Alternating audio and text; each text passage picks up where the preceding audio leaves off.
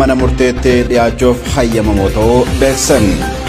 Magaalota garagaraatti lammiilee Oromoo Jeneraalota Wayyaaneen naannoo Somaalee irraa buqqifaman hojiin dhaabbiin qubsiisuu hojjetamaa jira. Filannoon pirezidaantummaa Laayibeeriyaan taphataan kubbaa miilaa duraanii Joorjii Weehaan tilmaamaa injifannoo argateera.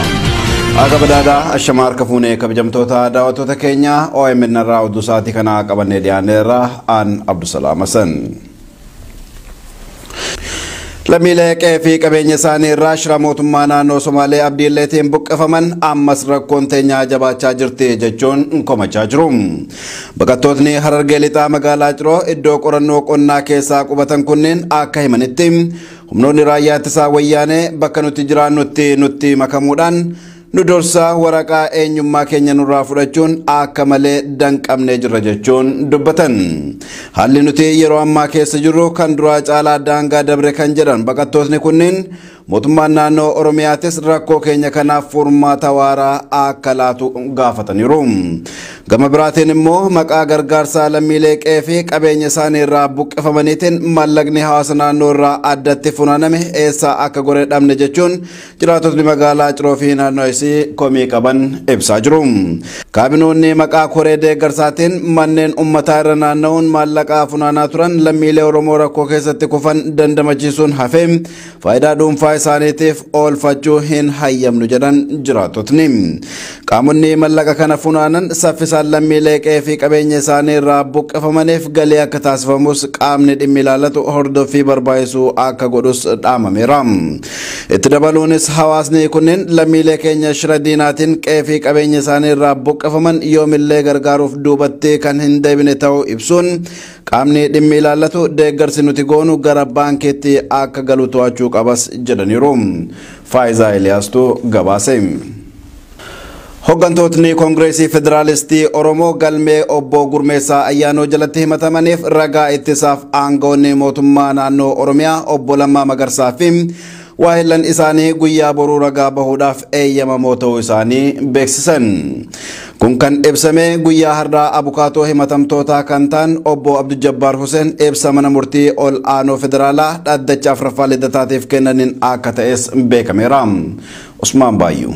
Hooggantoota Koongireesii Federaalistii Oromoo galmee obbo Gurmeessaa Ayyaanoo jalatti himatamtoota tokkoffaa hanga arfaffaa jiraniif ragaa ittisaatiif aangawoonni bulchiinsa mootummaa naannoo Oromiyaa guyyaa boruu muddee 28 2017tti dhiyaatanii rageessuu akka danda'an ibsameera. Obbo Lammaa Magarsaa pirezidaantii bulchiinsa mootummaa naannoo Oromiyaa fi waahillan isaanii Dr. Abiyyi Ahmad, obbo Abbaaduulaa Gammadaa fi aadde Caaltuu isaanii guyyaa boruu mana murtiitti dhiyaatanii rageessuudhaaf xalayaa waamichaa fudhatanii eeyyamamoo ta'uun isaanii himameera. Kana kan ibsan abukaattoo himatamtoota kanneenii kan ta'an obbo Abdul Jabbaar Hussein yoo ta'u, aangawoota kanneen guyyaa har'aa muddee 27 2017tti qaamaan wal arguudhaan dhimma kanarratti wajjin haasa'anii akka turan obbo Abdul Jabbaar Hussein mana murtii olaanaa federaalaa dhaddacha arfaffaa lidataatti argamuun ibsaniiru. Aangawoonni kunneen sababbiin beellama mana murtiitti guyyoota lamaan kanatti dhiyaachuu dhabneef walgahii irra waan turreef guyyaa boruu jechuun muddee 28 2017 mana murtiitti argamanii rageessuudhaaf qophii akka ta'an naaf himaniiru jechuun obbo Abdul Jabbaar dhaddacha kanaaf ibseera. Gama biraatiin himatamaa arfaffaa obbo Baqqalaa Garbaatiif ragaa ittisaa kan ta'an obbo Andu'aalam Arraagee har'as kan hin dhiyeeffamne ta'uu ibsuun manni murtii mana sirreessaa Qaallittiitiif ajaja tattamaa dabarsuu fi qaba jechuun obbo Abdul Jabbaar gaafataniiru. Ragaa ittisaa tokkoffaa himatamtoota kanneenii kan ta'an muummichi ministeeraa Itoophiyaa obbo Hayilamaariyaam Dassaaleeny dhiphina yeroo irraa kan ka'e mana murtiitti dhiyaatanii rageessuu kan hin dandeenye ta'uu guyyaa kaleessaa muddee 26 2017tti waajjirri isaanii mana murtiitiif xalayaadhaan beekseetiin akka turedha kan himame.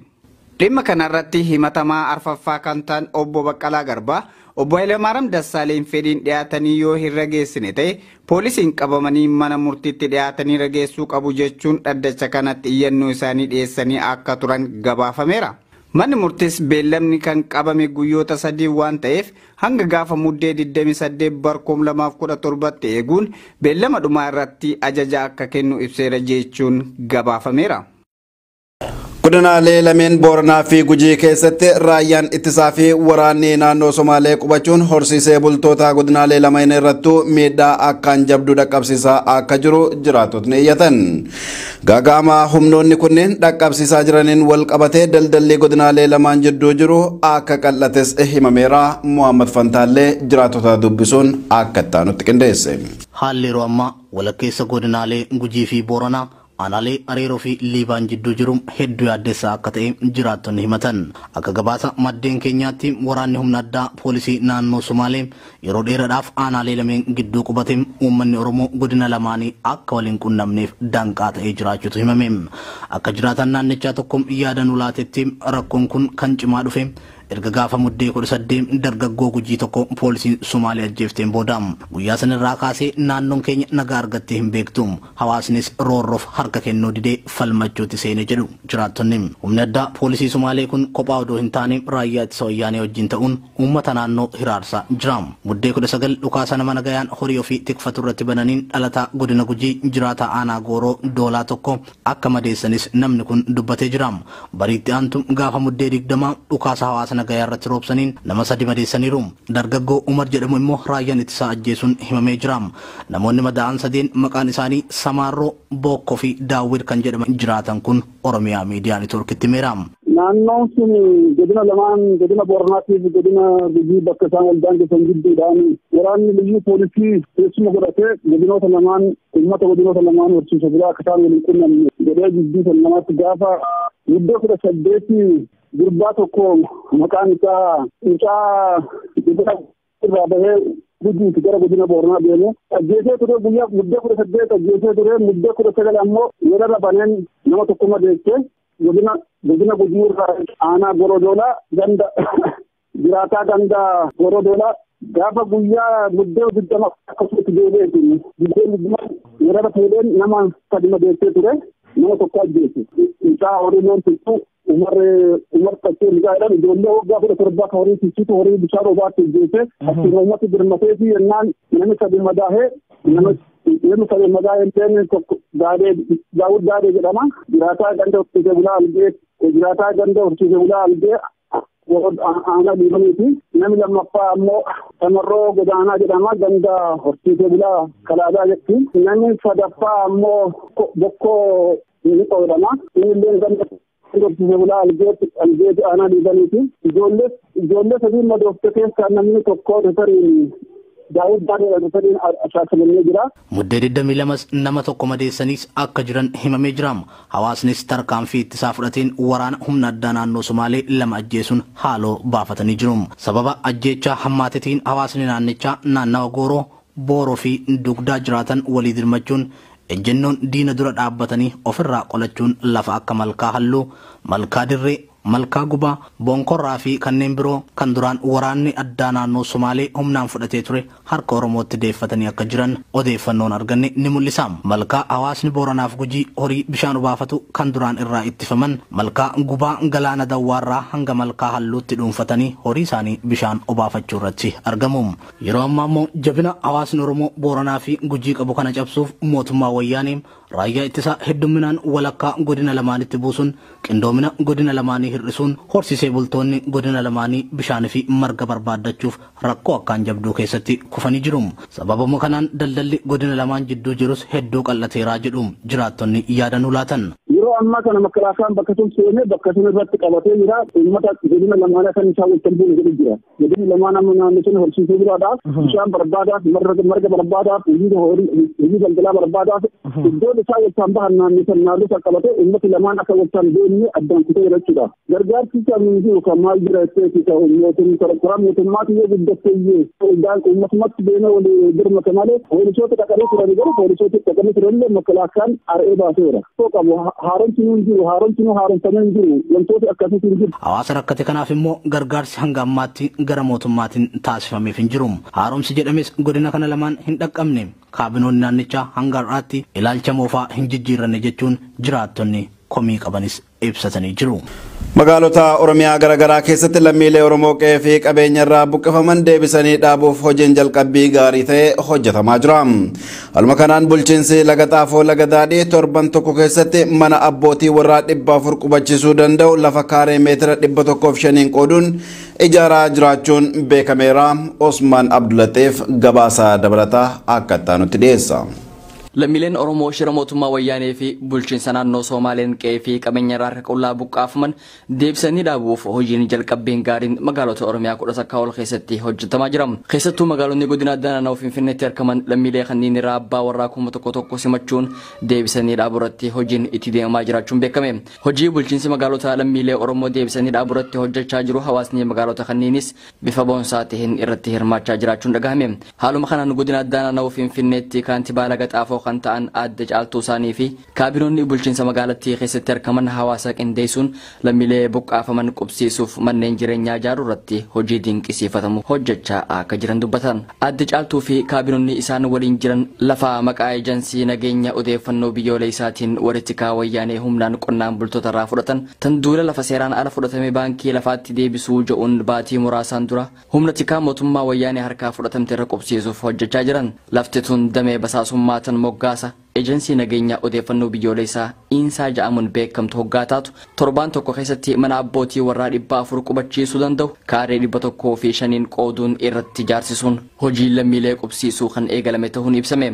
Hojiin ijaarsa manneenii kunis magaalaa laga Xaafoo laga Daadhiitti yeroo ammaa gara xumuraarra gahamee jiraachuun himame. Lafti saamtota wayyaanee irraa fudhatamtee lammiilee Oromoo irra qubsiisuuf qaadhimamaa jirtu jiraattota kan gammachiisaa jirtu ta'uu himanii hojii bulchiinsi magaalota lammiilee baqatan deebisanii dhaabuu irratti hojjechaa jiran cinaa abbootiin qabeenya Oromoo caalmatti akka dhaabbatan dhaammachuu irratti argaman. Filannoo pirezidaantummaa Laayibeeriyaatti irra deebiin filatameen taphataan kubbaa miilaa duraanii Joorji Wiihaan tilmaama injifannoo argate. Adeemsi filannichaa bilisaa fi haqa qabeessa ta'uunis ibsameera. Yihun Engidaa gabaasa sabaa himaalee akka itti nutti hima. Laayibeeriyaatti filannoon pirezidaantummaa irra deebiin filatameera. Filannoo baatii onkoloolessaa darbe filatameen paartiin sagalee uummataa harka 50 ol argate dhabamuun biyyattiitti filannoon akka irra deebi'amuuf dirqamsiise. Filannoo irra deebiin gaggeeffame kanaan dura taa'aa paartii CDC taphataa kubbaa miilaa beekamaa duraanii Joorji Wiihaa fi pirezidaantii itti aanaa biyyattii Joosee Bo'aakaa gidduutti morkiin jabaanee gaggeeffamuu isaatu ibsame. Taphataan kubbaa miilaa beekamaa duraanii Joorji Wiihaan filannoo baatii onkoloolessaa darbe filatamee tureen sagalee caalmaa harka 38.8 kan argate ta'ullee sagaleen argame harka 50 gadi ta'uun filannichi irra deebiin akka gaggeeffamuuf dirqamsiiseera. Pirezidaantii itti aanaan biyyattii Joosee Bo'aakaa gama isaaniitiin sagalee harka 28.8 argatanii turuun isaanii ni yaadatama.